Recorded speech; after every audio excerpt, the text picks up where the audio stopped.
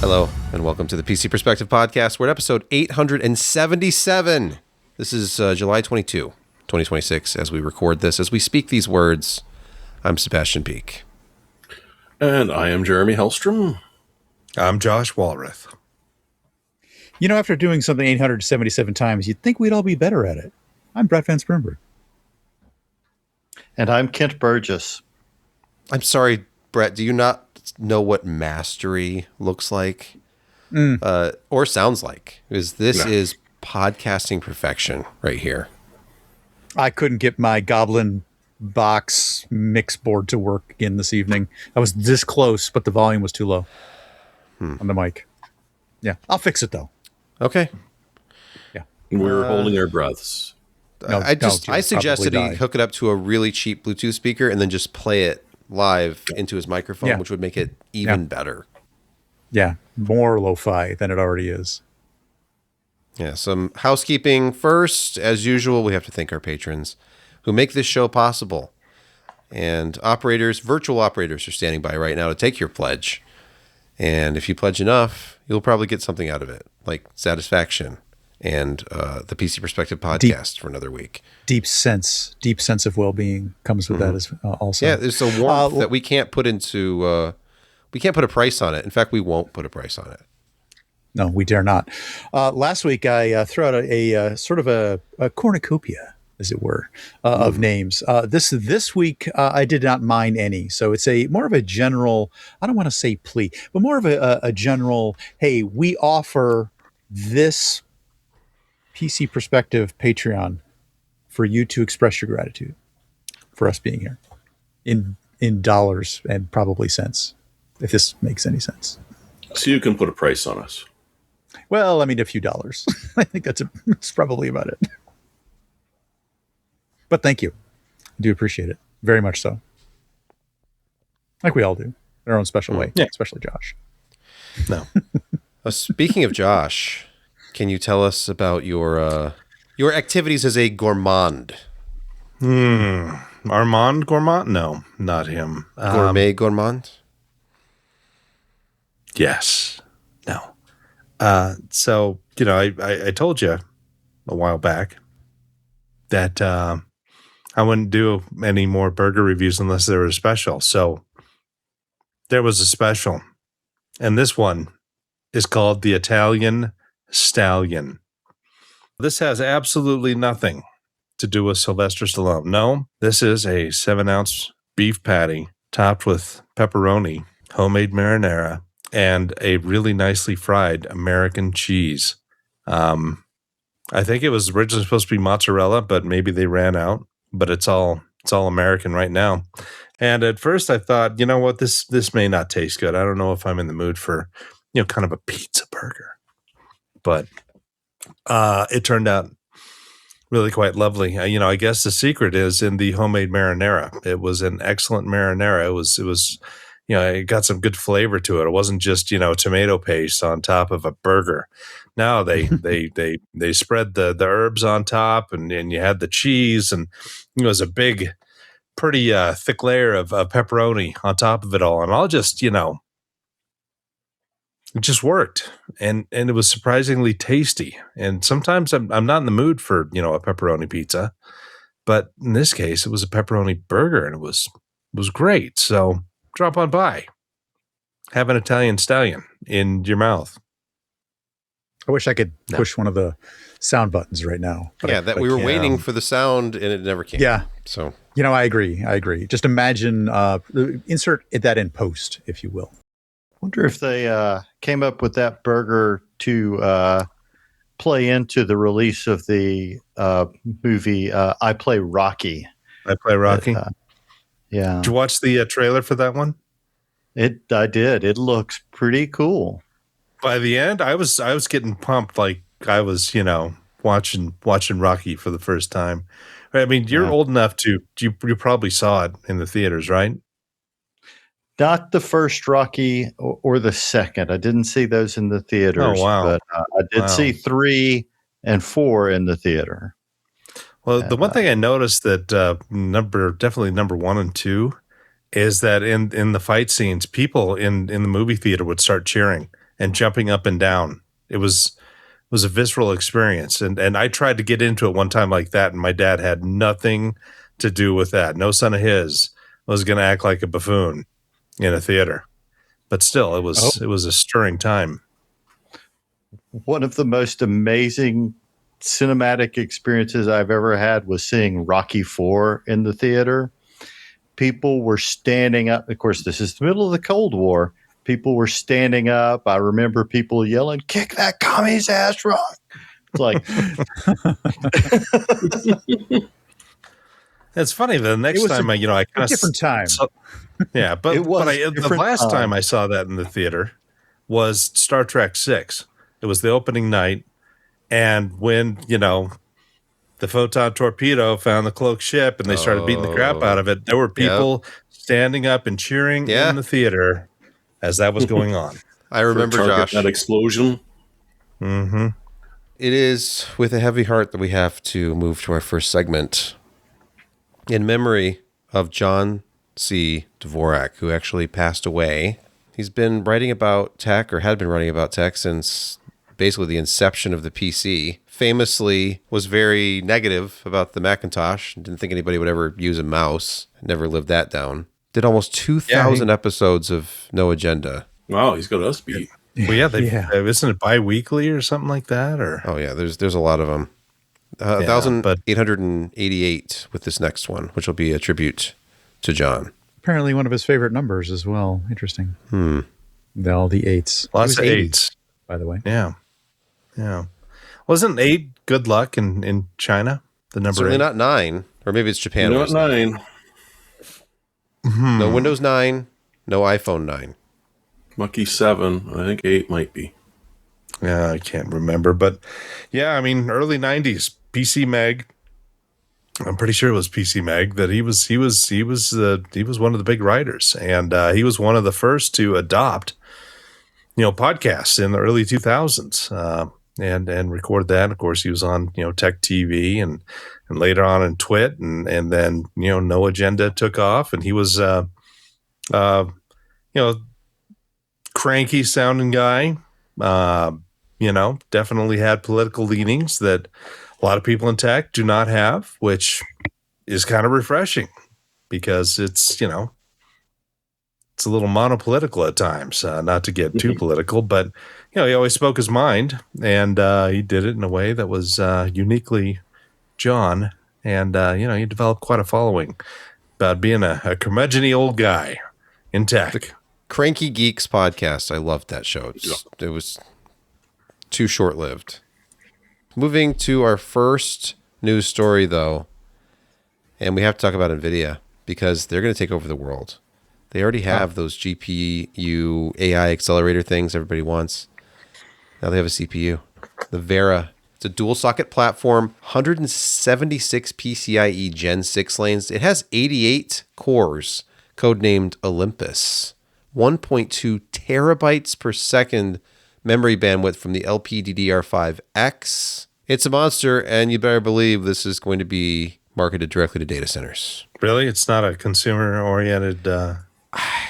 I don't think so, Josh. Is the chip itself going to be 100G by itself? If you gotta ask. Yeah.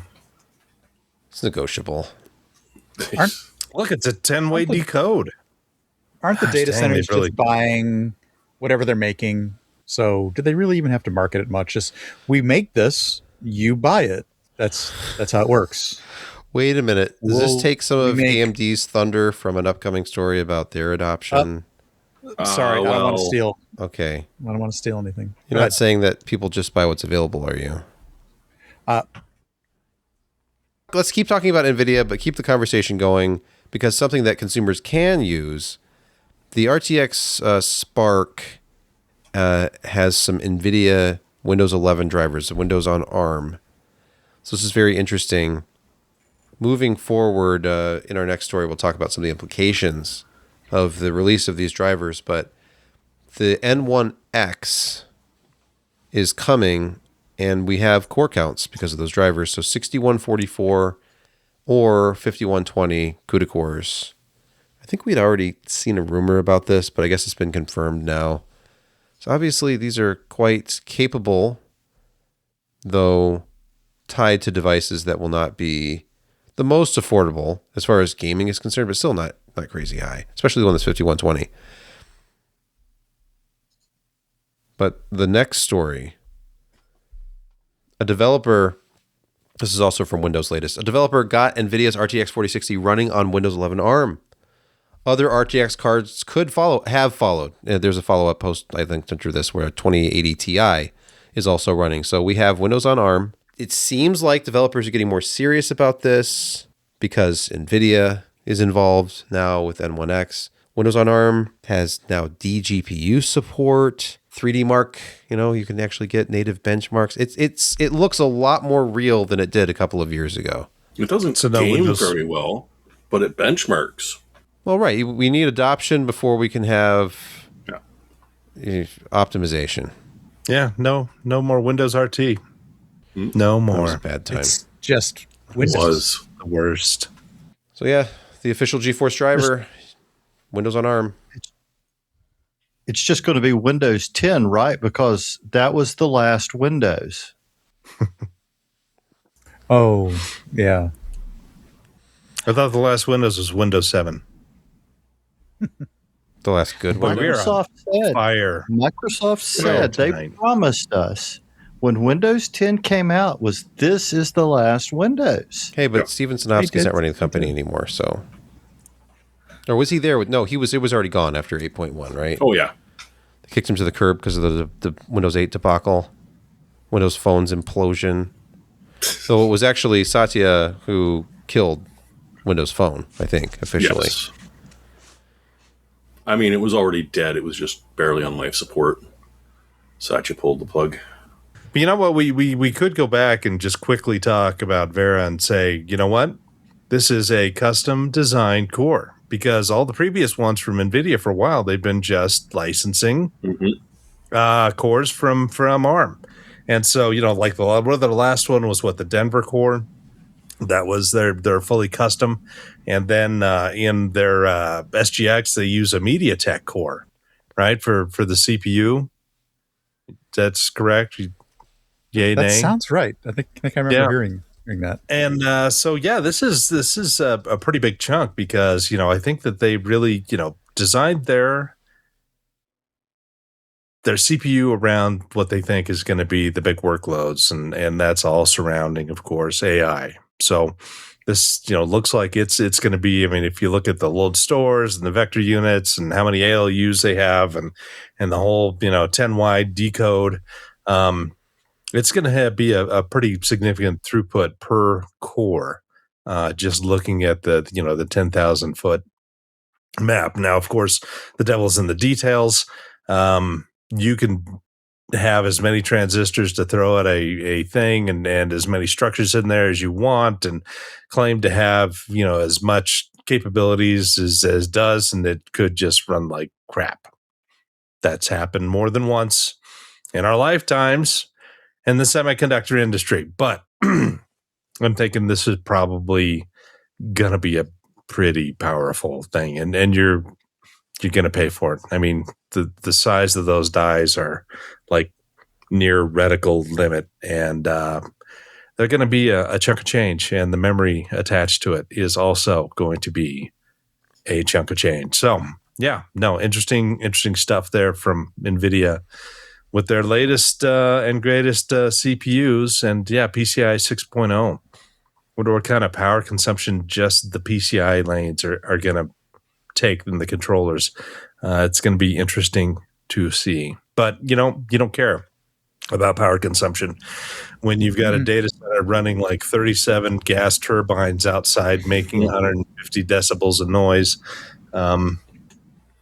Josh, I don't know if you've been keeping up with current events, but there are communities literally rising up and banning building of the data centers, or getting ones that potentially are going to be built in a particular area, data center companies looking to acquire a large area. They're going to build out the space.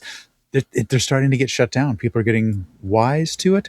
But then again, I often challenge people who say, I'm totally against this. And I'm like, well, just stop using Facebook. You don't need to shop that quickly on Amazon, do you? Okay. It's like, do you like your YouTube?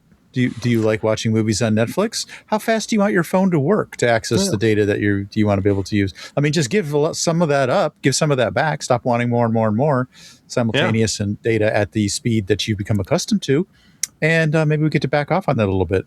Of course, the AI industry, and I just read a couple of articles today, that a lot of the backers behind that, banks and investment companies, are starting to look for we're looking for our return now.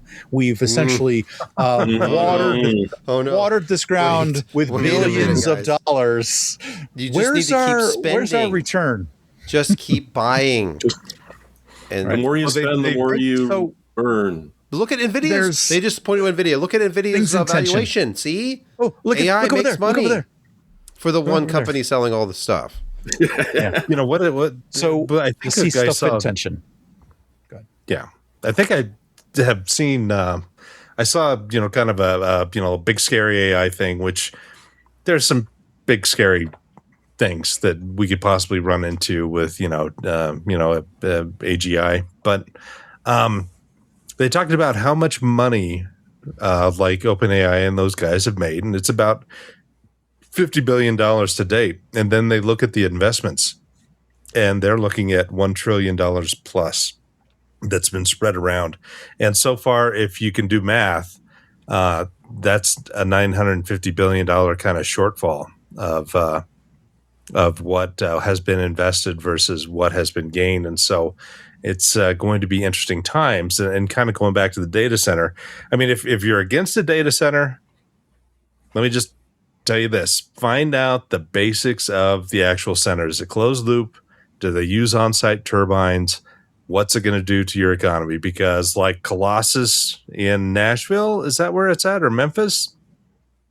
I'm not familiar with that name. The XAI data center, it has something like 50 turbines on site, gas turbines, and they're loud and people are unhappy. And that's, Elon Musk's, big Colossus data center that he's already renting out to other people. But yeah, if you have a data center being put in where they actually did the power correct, that the grid can handle it, and they have, a closed loop system and not a 100% evaporative type cooling, it's gonna not have a negative impact on your community. But if you got one that uses, thousands and thousands of gallons a day and even more than that. And then the worst is the noise pollution from those gas turbines to or when we have an megawatts. especially hot summer like this and people are encouraged not to use as much air conditioning, or schools are told to shut lights off in rooms they're not using because the data center is using all the power. That's a tough one.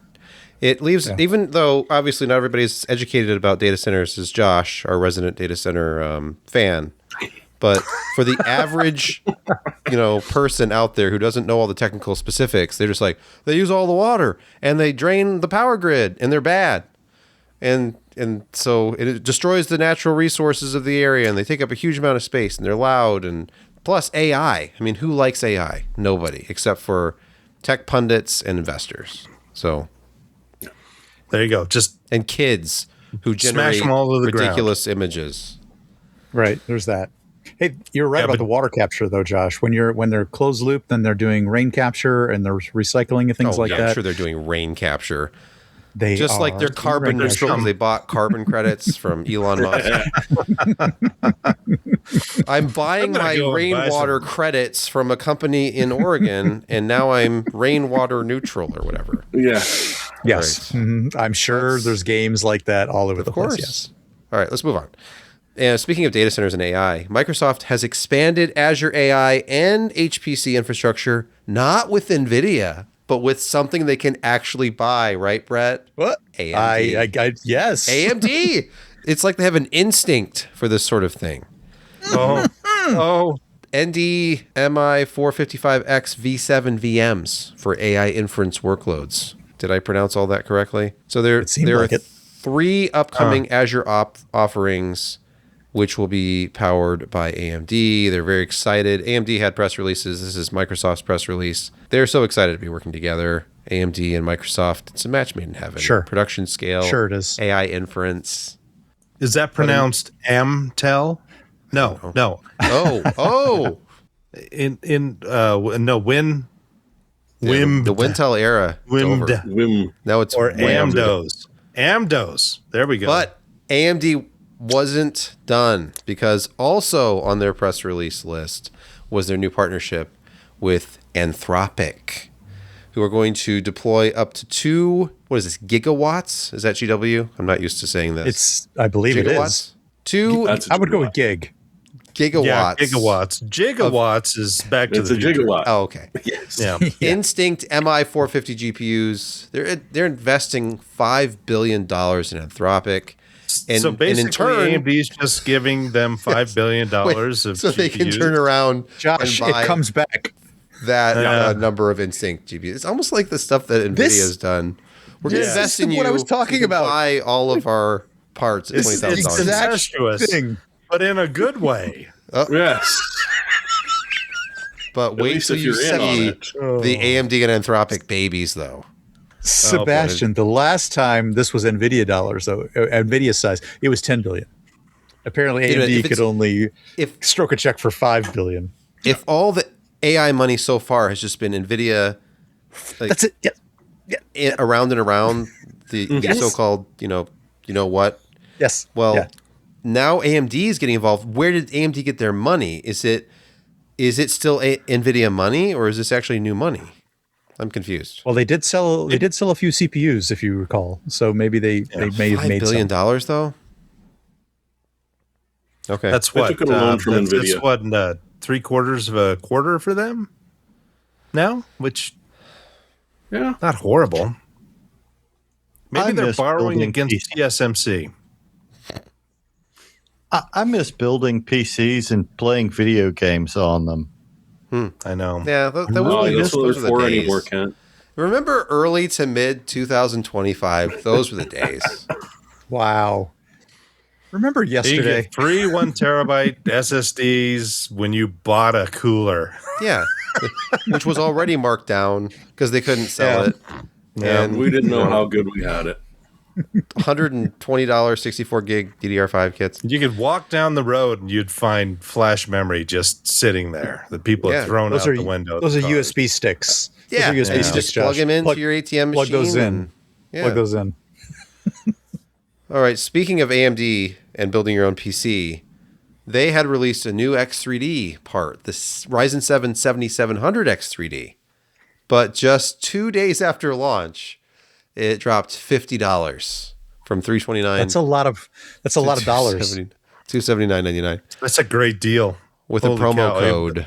Unfortunately, you have to buy DDR5. Well, right. That's why it's not selling. Yeah. That- Josh just got right to the point there. Who wants an AM5 CPU at any price? Unless, I mean, if it's cheap enough to offset the cost of the DDR5, sure. But as we've seen recently, it hasn't gotten any cheaper. DDR5. Now, yes, storage is the one with the explosive. It's like that Midwestern Diarrhea? explosive, diarrhea. The Yeah. pricing diarrhea of DRAM is completely out of hand. Isn't it going to last another 10 years? Did I just read that somewhere? Is the ADATA story on here? ADATA's CEO. It's not. find It's it. not. But you should. You should throw that. He, up. I don't want to call it wishful thinking. He's predicting that this He's threatening. it's going to last at least another 10 years. Whether it does or No, not, invest it's in my going to company. last. I think you posted it. You posted Yeah, here it it. is. The DRAM shortage will last another 10 years, warns ADATA chairman. The funny thing is the way they spelled hopes. Wishes. Yeah, it's just wishful thinking. Let's reword the top line of this going, hopeful ADATA chairman says Right. DRAM shortage will last another 10 years. I want to buy a mega yacht, and I need 10 more years of this to make that happen.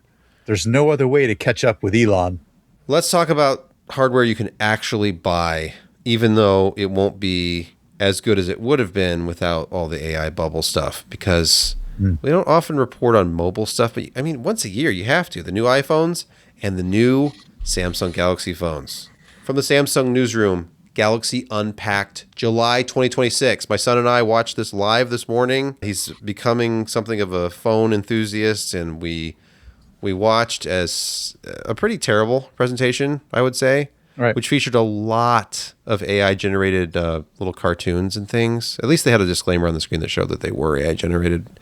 The big news, of course, is that they have jumped on top of this shorter passport-sized foldable before Apple iPhone Ultra is announced. So a full month before iPhone Ultra, we have the new Galaxy Z Flip 8, which I think they must have switched. All the supply chain rumors, everything leading up to this said that the Ultra was going to be the iPhone killer and that they had a refreshed Flip, or I'm sorry, the Fold 8. But there was some kind of reworking behind the scenes. And now not only is the short one the successor to the Fold 7, which looks exactly like the Fold 8 Ultra, they've also shifted production so that this will have the greater numbers. I guess it's 2.8 million of them are in the works right now. They're betting heavily on this 4:3 aspect ratio, which I found hilarious. Throughout the presentation, they were talking about how much more immersive this is. They're showing you how I can't, Sebastian. gaming. I can't. They showed you gaming at 16:9, and then they showed you gaming at 4:3. It's like, look at how much more there is. I can't even. Come on. Did they do the presentation in 3x4? Unfortunately, no. That's a miss. That's a huge miss. But they showed over and over all the things that have this shape. They showed light switches with their wall plates. They showed passports. They showed various signage and things around the world. It's like, so common in your day-to-day life. The right shape. Everything old becomes new again. Are they using the titanium layer on this fold? They are. Wait, was he reading a story called Karen what? Karen Korean Treasures. No, it's Karen Treasures, and all you do is watch women complain about things. That's your new YouTube channel, isn't it? Samsung. It's got to be. Is a South Korean company. I mean, I watch Jennifer Welch all the time for the lulls. Karen Treasure sounds like a good name for an adult film actress, actually. You know what? I was going to yell out, "Stop, Kent, no," and then it was too late. It was, I don't think it's right here to hand, but one of my favorite devices I've ever had was my no, don't show Plus. it. Not when it's on cheap. Galaxy S9 Plus. This is PG. Which Stop, Josh. I got real. Once it was out of date, I got kind of careless with it, and then I finally took the case off of it because the case was all yellowed and stuff. And it feels so good in your hand.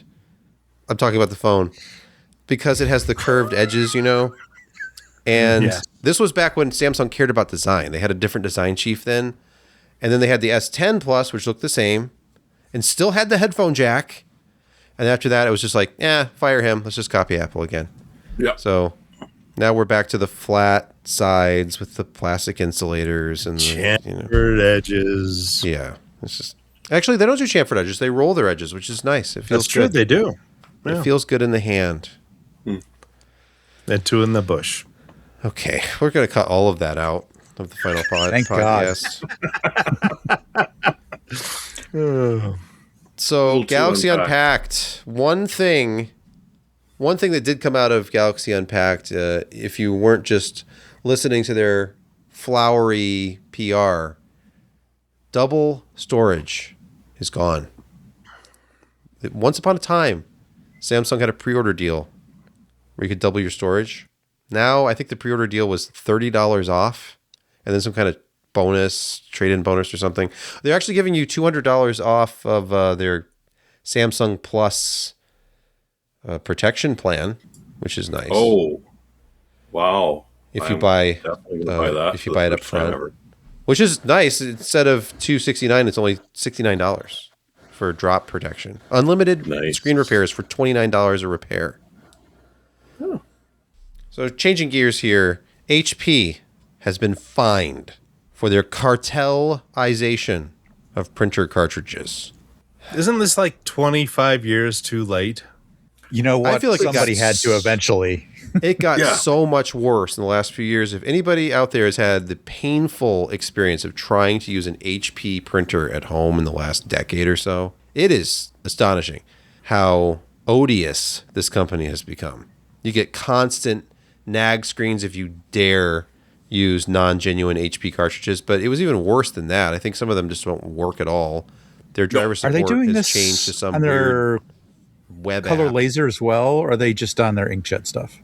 Everything. Thought- Everything they Oh, can. is it everything that has the chip? Okay. Oh, Yeah. okay. If They've they can been get away with fined it, they think they in can get away India. with it. For doing it, for price fixing, for being caught working with 5 resellers to coordinate their bid price for government contracts, for Oh, indulging in cartelization in sale and supply of supplies products comprising of toner, cartridges, and other consumables used with print hardware products. In India, they got in trouble. Here, oddly enough, Nothing. no. Their lobbyists are doing a good job. Well, you know, HP's print group is only 64 miles south of me. Hey, you could. But it's a locked campus with like high fences and gates. I wonder why. I wonder why. what are they building in there? They're just trying Not a to keep playhouse themselves for the safe. children. Printers, Yeah. oddly enough. The downfall of humanity. Oh, I was doing the Tom The Waits gates version, are far but enough anyway. away that you can't hit an employee with an empty or a full ink cartridge that says it's empty because it expired. Let's make a product that if you don't use it for a couple of days, all of the print heads gum up, and then you've got to use 30% of your cartridge to ungum it. They're Isn't that a great brilliant. idea? Yes. Genius. Ship it. The ones with ink tanks are better, but it's still not perfect. You'll always lose some of the ink. And that's why I only use laser whenever I possibly can. But that's literally their plan. That's never going to change until they start getting a lot more. Because, The for the fine 14 in million India. that they got, well, about 14 million, and that quarter they made 14 billion. So, Nope. yeah. It's worse than that. It was a 14 million rupee fine, $365,000. No, that Oh, was my. just the resellers. Oh, That wasn't HP apologies, themselves. That apologies. was a bunch Right, okay. of resellers that were in on the cartelization I of see. HP. Yeah, they're like, okay, the government's going to buy HP printers, so anyone who supplies them to them has to charge this much. And someone found out, and so they got a wee little slap on the wrist in India. You know what really stinks about it all? I really like inkjet output. I think it looks sharp, and when you have photo paper and a good quality image and a nice printer, it just comes out fantastic. So much better than the laser, toner that they try to mix well. It's but dull. no. It's dull versus vibrancy. You're absolutely right. Yeah. Mhm. And Well, don't forget thermal the- dye sub, because that's the and IR paper. IR the value. problem. Well, I used to work I was the manager of a retail photo lab for 4 years, and we had thermal dye sub printers from a company called it was, I don't know if the company was Megapixel, but the printer was the Megapixel 2, I think, and it was an Nice early, continuous tone on thermal dye sub. Yeah. It was great, but it was super wasteful because even if you only had a tiny portion of the image that needed yellow, for example, sorry, you got to use the entire yellow sheet. It had You to would use use the entire all yellow 3 sheet. sheets, no matter what. So Oh, no cover sheet on that one. Oh, no, there was the clear layer over the top. yeah. These Oh, were color fast as soon as they were done printing, but they never went above 5x7. I had to go to inkjet for 8x10 and above. So we had these big professional HP inkjet printers that we use for 8x10 enlargements, but Pity the wax thermal ones dye never sub caught on. stuff was phenomenal looking, but that was back when people had 2 megapixel cameras in their phones, and consumer cameras were 2 to 8 megapixels. So the stuff looked fine, especially considering people would take it to the photo kiosk and blow it up to the point where it was already pixelated. So there's nothing you can do. a 1 megapixel thermal image looked fine. Modern stuff, I went back and actually used an old portable thermal printer I have here. It does not look very good. It just doesn't have enough shades. Maybe you're not using AI properly on that. Oh, Maybe you should okay. try. Sorry.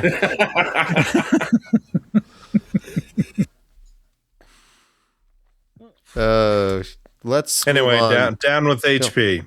Down. Yeah. Oh, yeah. HP. Let's talk about LG. And there have been reports all over the place the last few days about LG. People would plug in their new LG monitor, just a monitor. And the next thing they know, there's something popping up because some monitor app has been installed and a process that needs to run all the time. It's just from a monitor. It's not like the motherboards where, of course, they have flash on board. And unless you disable it explicitly in the BIOS, even a clean install of Windows will suddenly have, Armory Crate or something on it. But yeah, This is kind of like that in a way. It's just plugging in the monitor causes the auto install that Windows is primed to use. There's like a meta characteristic that comes with the driver update that allows manufacturers when a driver that it's detected to auto install additional software, and they're installing ads, they're installing bloatware. Get McAfee. They're really doing that. Now, this article, I would recommend that people go take a look at it because near the bottom of it, it specifically calls out how to get Windows to stop doing this while not having it do the auto driver install. You do want auto driver installs for convenience, at least it gets you up and running, and maybe you want to go optimize it with a different driver. But auto install is kind of nice, but turn off the meta characteristics that allow manufacturers to do kind of whatever they want, LG in this case. So prevent automatic downloads of associated with device metadata. You want to turn that. You want to turn that feature on, and there's a way to do that in this article. So go read this. It's under computer configuration, administrative templates. Even if you're not shopping for a monitor, kill that. Yeah, just go do this. having to teach the average person how to manage their system that way. No, just the fact that it's no that you would have to do this at all. It's like, if you know how to create an administrative template, then it's not really a big deal. That otherwise it will install adware on your system because you bought a monitor. And at every boot, you're going to see the reminder: get McAfee, 20% off today only. That sucks. Darth Monkey Minority 28. Report. Go ahead. No, I was just going to say, Darth Monkey 28 in the YouTube chat says, solution, clean install, LOL. Right. Well, and actually, then no. Immediately it's back because you went online again with the LG monitor plugged in.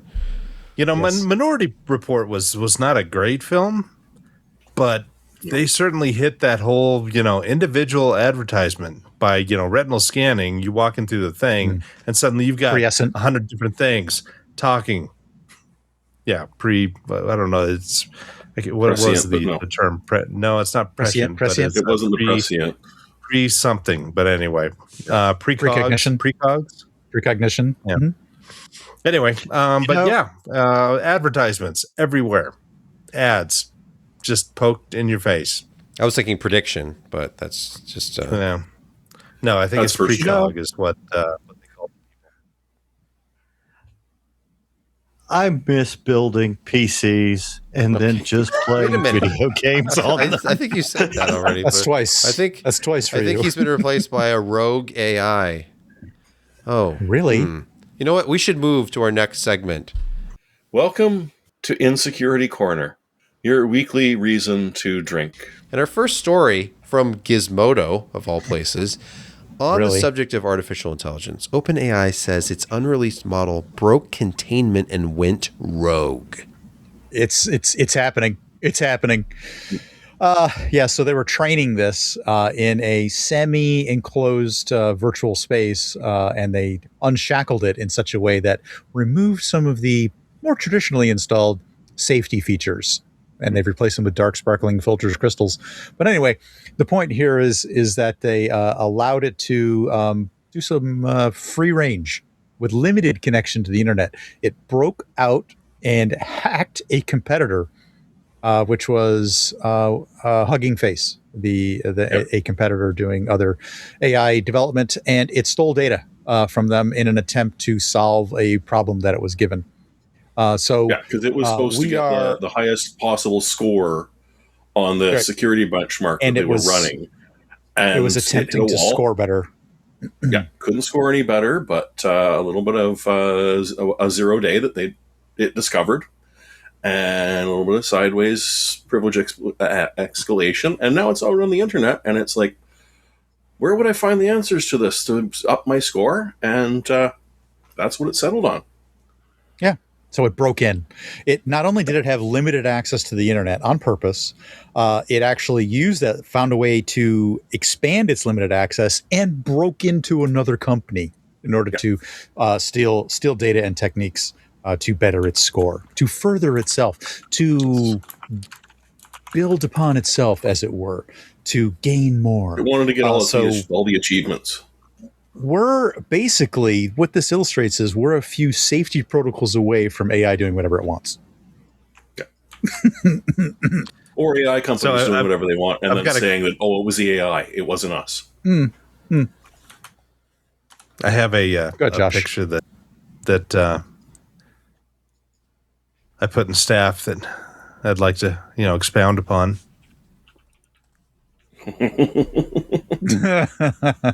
Yeah, that's basically what happened.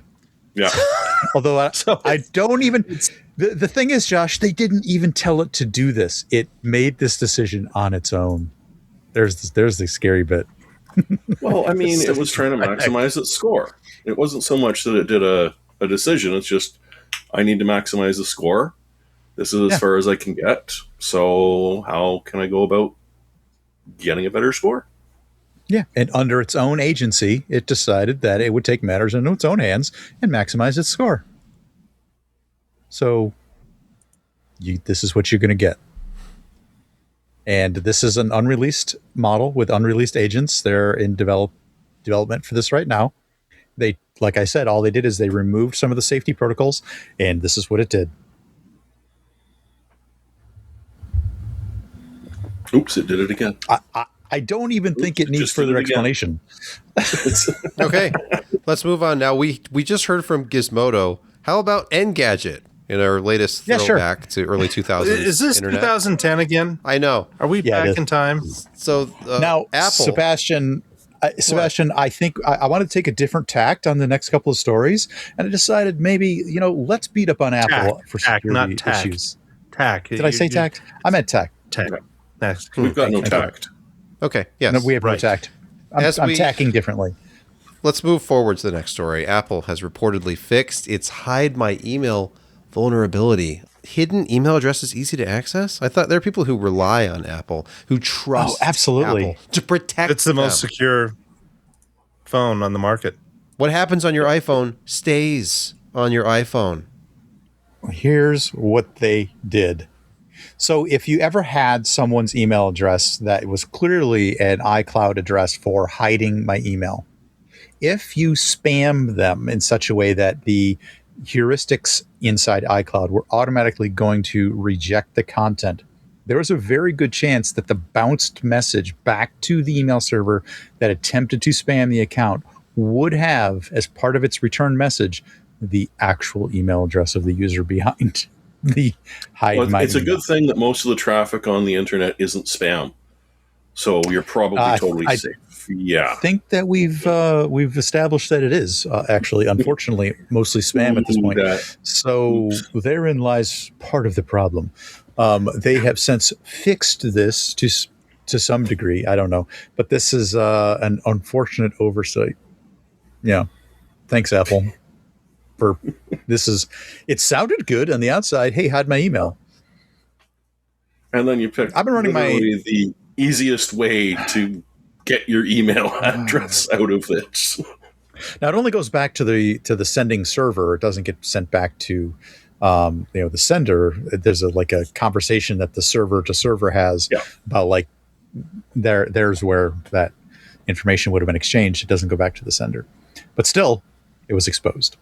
I've been running an email server for a very, very long time before Apple even did, this Hide My Email thing. And I have probably several hundred email addresses. And I was in the habit of, when I'd sign up for a new thing, I would actually use the name of the company I was signing up for as part of the email address. And that's how I would track whether or not they were selling my email address, things like that. And I would go and disable it, or, I would know that company was full of crap and wouldn't do business with them. But like all of them. that's the concept. Yeah, pretty much. But I didn't return my actual address when something bounced. Email server, eh? I wouldn't ever run for public office if I were you. But No, I would have to wipe it with a cloth. finally, Store from in the your bathroom. register. Yes. Finally, from the register. Come on, just copy this text string and paste it into your Mac OS terminal. It'll fix your computer. Honest. Oh, come on, Jeremy. Tear it up. Oh, it's a nasty one too, because they've gotten a little bit inventive. I mean, the whole click this and paste it into the terminal. I mean, we've seen that a lot. But this thing is really cute because once you've done that, it then asks you for your Mac login password. And it gets really mad if you don't give it to it. If you refuse to enter your password because you realize maybe I did something dumb, it's already started to run, so it just kills any active processes going on, and your Mac is essentially unusable. And you can reboot. Jeremy, it doesn't care. It's going to keep doing Jeremy, that. I'll just reboot. Oh, wait. What if I Yeah. reboot? It doesn't fix it. Doesn't go away. It doesn't go away. And so the only way to stop it from killing any programs you're trying to run are to give it your password. At which point it's now got your login password. It's going to go after your keychains. It's going to go after Browser history, everything. wallets. It grabs your passwords. It owns you basically after this. And this is all because you infected yourself. This is literally the epitome of you infected yourself. Cut and paste this into a terminal. Oh my God. And people fall for or this. else. Yeah. Yeah. Because like I said, this is a very common way of attacking Mac users because apparently it works. I don't. Yep. Click fix. I can't Click imagine fixes. why.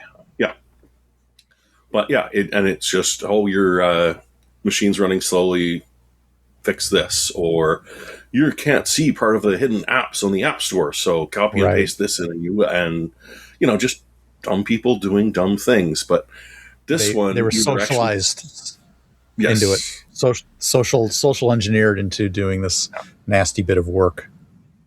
But I just love this moment where you're like, okay, if I don't give it my password, I can't use my machine. Should I? No, you should not. No. Wait, No. everything's backed up. Just Call start someone. fresh, or call someone Call. bright enough not to copy and paste terminal code onto their Mac. Are you suggesting Your 13-year-old kid's probably in the other room. Get him to come in here and help you. Yeah, Are you suggesting that Apple, which markets its computers towards people that don't even have to be tech savvy at all because they're so friendly and easy to use, what's a yet computer? because the back end is so sophisticated and is based on BSD, you have the same terminal that you'd have on a Linux box. That these people who they find out, oh, you can do this, you just have to paste this into this thing called terminal. So they follow these online guides and just copy and paste. They don't know what the actual command should look like. They don't know if there's something nefarious there. They just copy So- They and all paste. think they're We're- Hugh Jackson with 5 monitors, and they're hacking it all because Yeah. of CLI. I don't know So if Apple has obscured all of this, right? Behind its server. Terminal's not there. You can't get to terminal very easily. It's in the utilities folder. It's hidden away and stuff like that.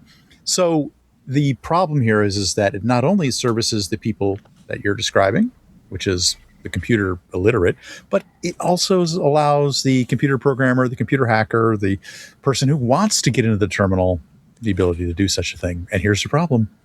The problem is it gives you all the power to do absolutely every bad thing you can imagine. They're taking advantage of that. Insecurity Corner is over, and we have an epic gaming quick hits for you tonight. For some reason, it's Yes. double the length that it usually is. I don't know what happened.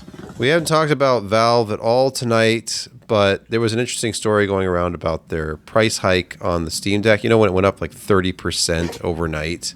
Now they only sell the OLED models, and I think the cheapest one is $680.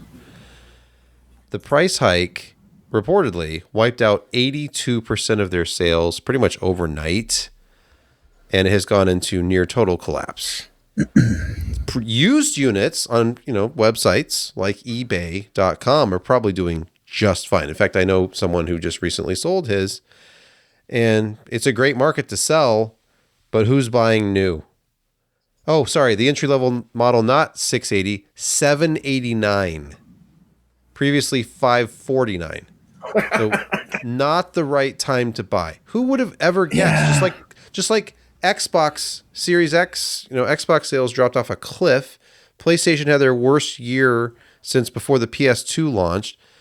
It turns out that when things are too expensive, people don't buy them, oddly enough. I wish they could say the same about homes, because houses keep getting more expensive and people still buy them, but I guess that's because they get a mortgage. They also did the sort of LCD to OLED thing right around the same time. Very unfortunate timing. With that. So yeah.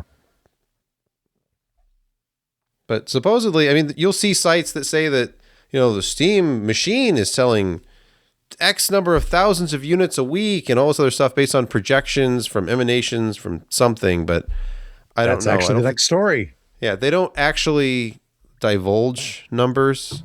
So then people just make stuff up. Because the story here at Tech Power Up is the same one that I read. Valve reportedly sells 12 to 15,000 Steam machine units per week. I'm like, really? Huh. No, I don't think so.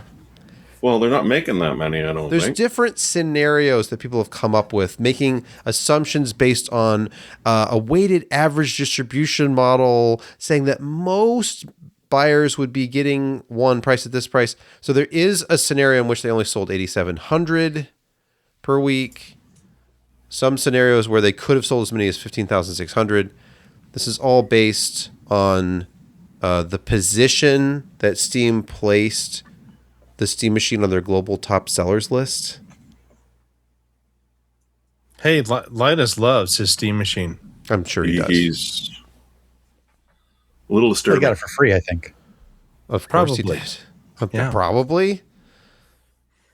I don't think Linus does anything unless he's paid to do it. And that's not fair. I'm sure he has absolutely done some things in recent years on his own, maybe. But it's one of those private equity owned YouTube channels. So what do you really? What do you expect? Yeah, it's just He'll be building a data center next. Scum. he's a business. He's a businessman. All right, we talked about this story last week. The PC. Oh, I'm sorry. Gamer who turned Steam games into cartridges with an SSD and a dock and Linux and a script. Yep, we talked about that already. Yep. But Still a we good will idea. move to next from PC Gamer, the Washington Post, obviously bastion of gaming journalism since time immemorial, Yes. has selected Yes. Doom as one of the 25 most influential works of American culture. I just found that whole sentence you just said odd. Very odd. Let's see. The Federalist Papers. Moby Dick. Doom. Okay. Yeah, Doom. I mean, it's in there. Doom. And Doom. Freaking Okay. Doom. I mean, I like I mean, Doom a lot, but I wouldn't call it that important of a work in American culture. Okay, it was the first first person shooter No, ever. It wasn't. Which was Wolfenstein, bro. oh, okay. Well, yeah, but Wolfenstein was limited versus 2.5 what Doom did. Wolfenstein. Sorry, and some of Wolfenstein the- 3D. Wolfenstein 3D. Yes. 3D. Yes. And Not the I mean, original let's be Wolfenstein. honest here. The Simpsons was not on the list. The Simpsons has got to be far more influential of a Yes. piece of American Far culture more than Doom. culturally relevant. Yes, absolutely. But the Washington Post, I mean, need we say more? I No. just found the premise like, really? I mean, it wasn't did Duke spawn a Nukem? couple of movies. Yeah. Not yeah, very good yeah. ones. They weren't very good. Dwayne So did The Mortal Rock, Kombat. Mortal Dwayne Kombat The started Rock- this whole huge debate about violence in video games. You had congressional hearings about it and the finishing moves and the editing that Nintendo had to do to get the game published. And that was more culturally significant than Doom. I Finish I him. really would have I mean, if there were going to put a video game in there, I would have thought Space Invaders, Pong, anything, because they Duke Nukem. started the whole thing. Duke Night Nukem. Driver. Leisure Shoot Larry. Night you know. Driver. What about Warcraft? World of Warcraft was Space a Invaders. massive cultural phenomenon. Yes, it was. I mean, it made all into American? a South Park episode. Yeah. Yeah. I knew people who basically quit living their normal lives and just disappeared for a long time and emerged It was later. also like- EverQuest. EverQuest did that to people too. Evercrack. Yes. Yeah. all right. All Maybe it's right. culturally. People are mentioning things that can run Doom. Maybe it's culturally relevant because every single item of the last few decades can actually run Doom. Your TI It's not graphing considered calculator, your watch. To be fully arrived, unless has Doom been ported Yeah. to it? It's like asking the "Does it run Crisis?" question. Very similar to Right. that. Has Bring Us Studios played it on a Chinese magnifying glass? Yes. Exactly. You can literally play it on anything. Pregnancy test? Yeah, Yeah, absolutely. electronic pregnancy test. It's Yep. been done. it has. Let's move on. From Game Rant, it's official. Fallout 3 is getting a prequel. How novel. Any excuse not to finish Elder Scrolls. Any excuse. And of course, Hey, revisiting an the existing popularity- IP, making prequels. Well, it all fits. It's the popularity the TV show also has driven interest back into the Fallout series. You can't blame them for trying to capitalize on that. Plus, I wouldn't mind playing a Fallout 3 prequel. Yeah, let's be honest. Hey, you gotta admit, Fallout 3 people, their art direction for all of that stuff that is now Yes. just canon, and not only in the video games, but entirely, the motif of the live action show. I mean, they were ahead of their time in 2008. Was that when it came out? The Bethesda Fallout 3? It was about then. Josh, are you saying that they are culturally relevant enough to be on a top 25 list? Maybe top Whoa. 150. What about The Last of Us? Wasn't that a huge phenomenon too? Yeah, but then second season came out and it destroyed their entire. And then, Yeah. no one watched that. Yeah. Great. Shall we move on? But one Somehow, other thing. already. So it's not only a prequel. Before you move on, not a prequel. Oh, they're doing a remaster of Fallout 3 Yes. as well. Of course. It's all- Of course it's they all- are. And New Vegas. They didn't Which mention a I will remaster of play. New Vegas. There's New Vegas probably needs will one because I did load that up and it's pretty dated, and even though it's It was- supposedly a great game, yeah.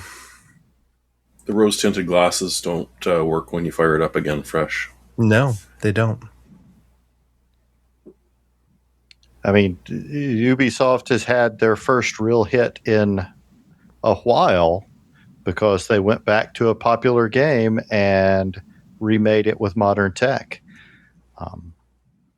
And they've sold a lot. People are playing it and people are enjoying it. There's still some issues, but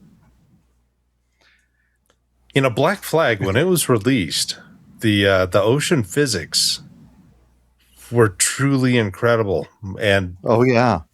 you saw other things try to mimic it and didn't do well.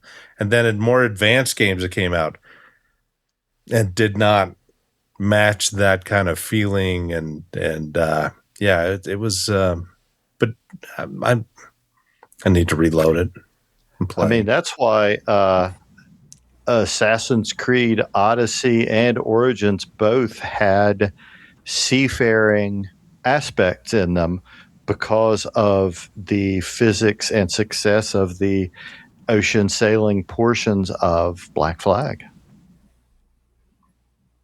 All right, let's move to picks of the week already. Josh, please get us started. I know I'm going on a roll here, but I haven't seen a really solid power supply for $50 in a long time. And usually when you're looking at the $50 power supply, they're going to be about 500 watts, maybe a 600 or 550. But no, this is a really solid 750 watt power supply. I talked about the 1 kilowatt either a week or two ago.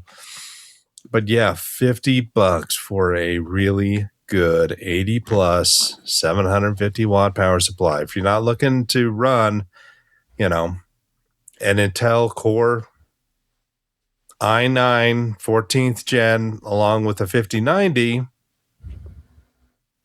this is a good one for an application not like those. So good gouge for the money. Did you guys see the new 3K and 3.2K power supplies that won't even connect to a standard outlet? Don't you need to live in Europe for those things to work? Josh, it's just 240 volts AC, 220, 240, whatever it takes. Okay, like I want to need run my dryer or I want to run my PC. Just I give just the gonna dryer roll my up. PC into the laundry room and plug it in there.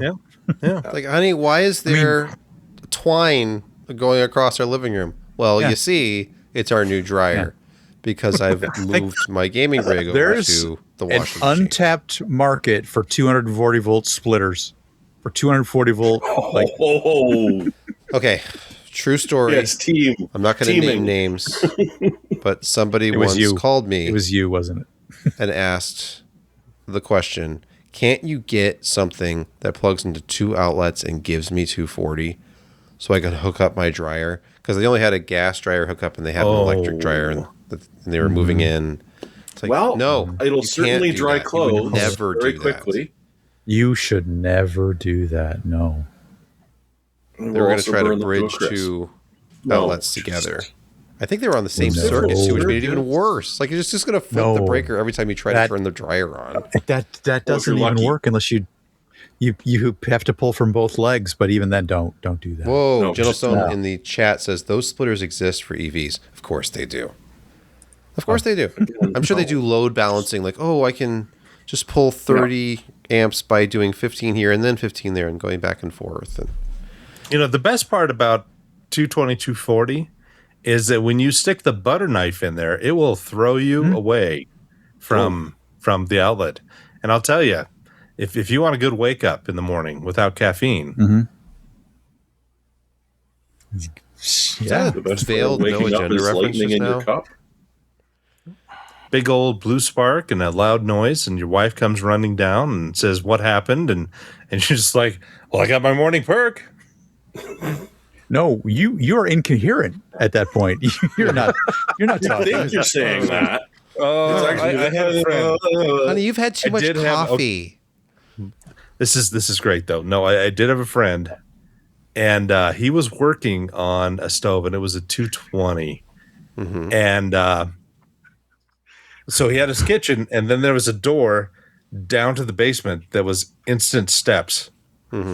And we were in there, and we heard the giant pop and boom, boom, boom, boom, boom, boom, boom, because he had shocked himself, and it blew him back through the door to the basement, down the stairs. So we're like, "What happened?" He was Steve? And unconscious. he came walking up, and literally his hair was.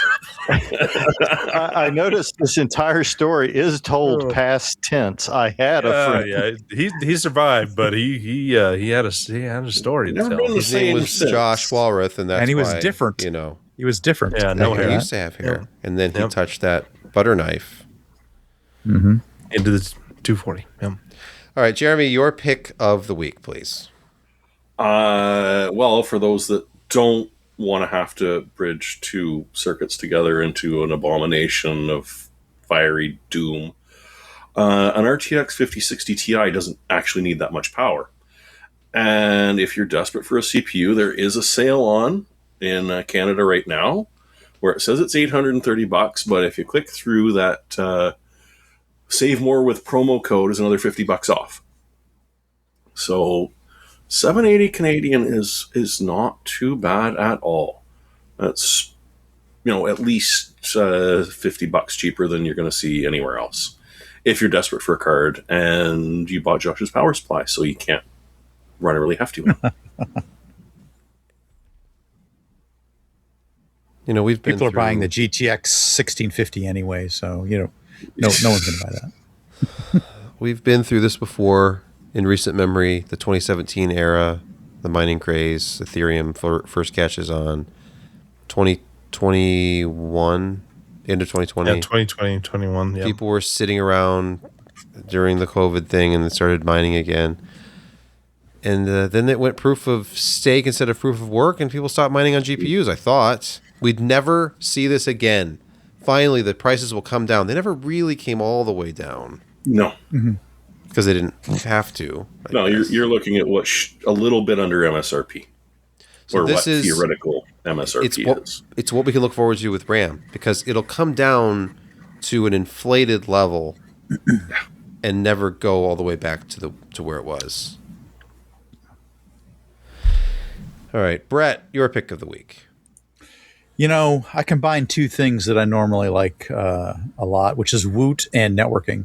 So I went to Woot, shopped a little bit, and found this bright light, which is a USB 4 Type C or Thunderbolt 345, I do believe, 10 gigabit Ethernet adapter for it'll do 10G, 5G, 2.5G, 1G, or even down to 100 megabit, all at 10 base T format for only $43. And it'll keep your T warm too, from the looks of it. Well, absolutely true.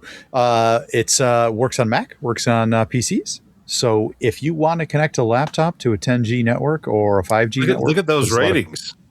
A lot of people have that. 3 out of 5 stars. All right. Well, it's I not think that- perfect. it's not perfect. Why is the But USB $43 port right next to the Ethernet port? Why aren't they on opposite sides? One wonders. There's no reason to look any further into that one. True, but it's a bit. Do strange. not look past the curtain. Pay attention to the man behind the curtain. There is 10 definitely gigabits. a reason. There's a reason why it's in an all aluminum chassis with a fair number of fins, because this is going to run a bit toasty. I have to say. You will be able to keep your coffee warm on it if it works successfully. But for $43 and returnability, you might want to give it a try for that laptop. Your laptop 10 gigabit needs. Normally, this is a lot more expensive, like close to twice as much or more, well over $100 usually. And still, people ask, why don't we adopt 10 gig? What's the deal here?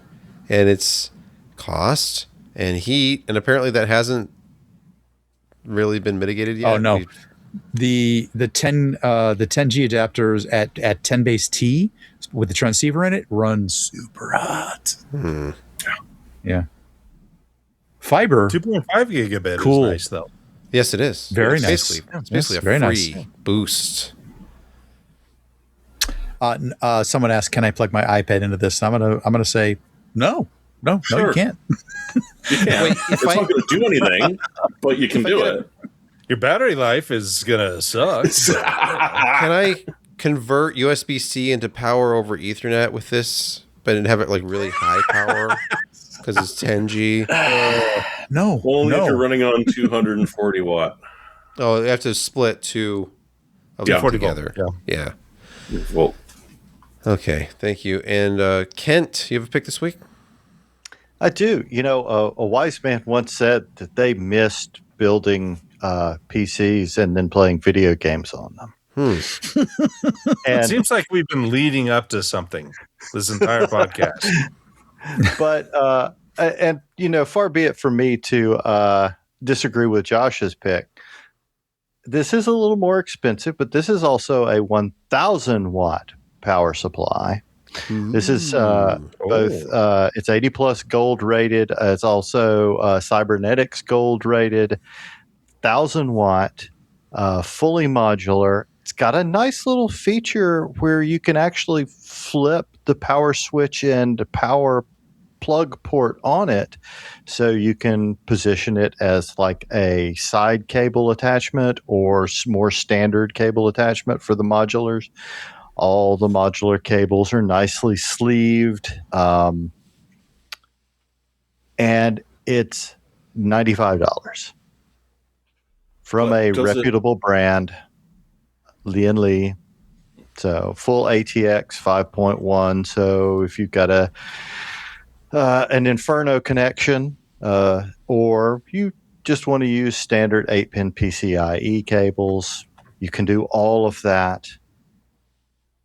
at $95, and that's a really good deal on a quality power supply of 1,000 watts. Does it automatically install software when you first boot up? No, but it does also come with an internal USB hub as well that you can magnetically attach to the power supply. What? It has a motherboard connector for either internal USB or even an external, so you can plug it in on the back of the motherboard.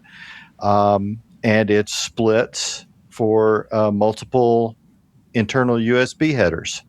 So if your motherboard's running out of USB 2.0 headers, you have more.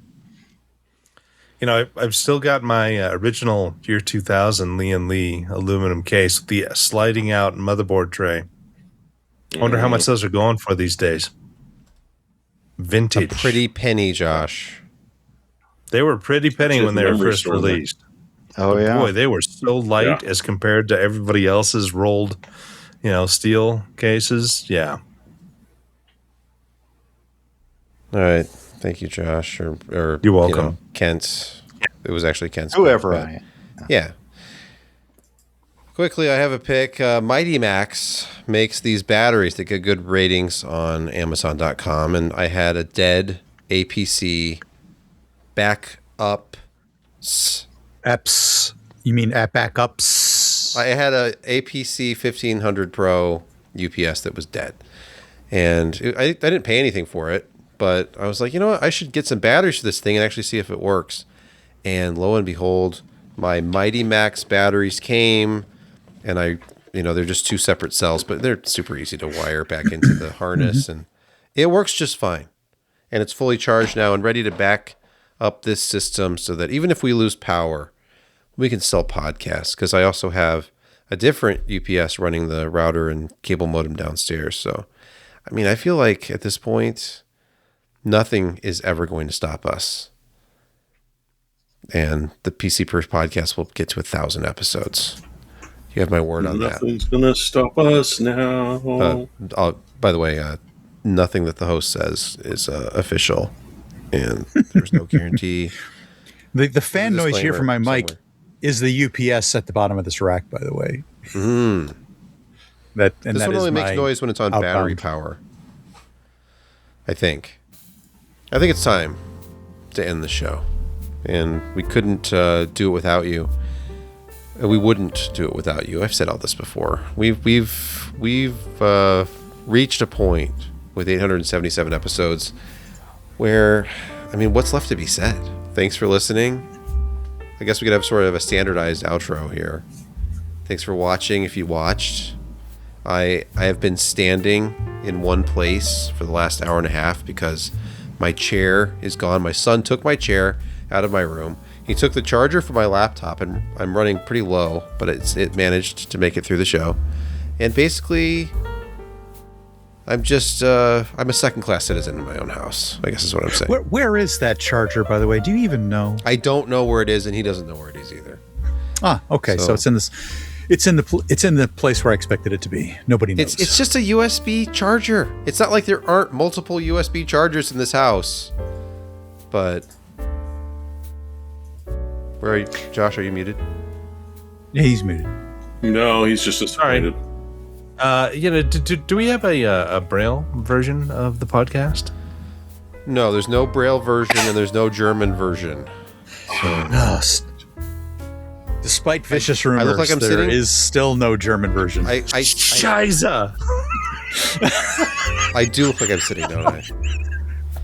You But do. I'm not. You know, sitting. Sebastian, when I was growing up, my father would have said that if he's old enough to use your laptop and play games, he's old enough to get a job. Those were very different. The last part is probably what he said. The to you, labor but the first laws part have was not. changed somewhat. Apparently, at 10 years old, you can't work pretty much anywhere. This isn't China, okay? What, you can't get him fake ID? That's when I started mowing lawns, man. Yeah. That's $5 a lawn. Lawn mowing. Who buys that gas, by the way? Well, my dad.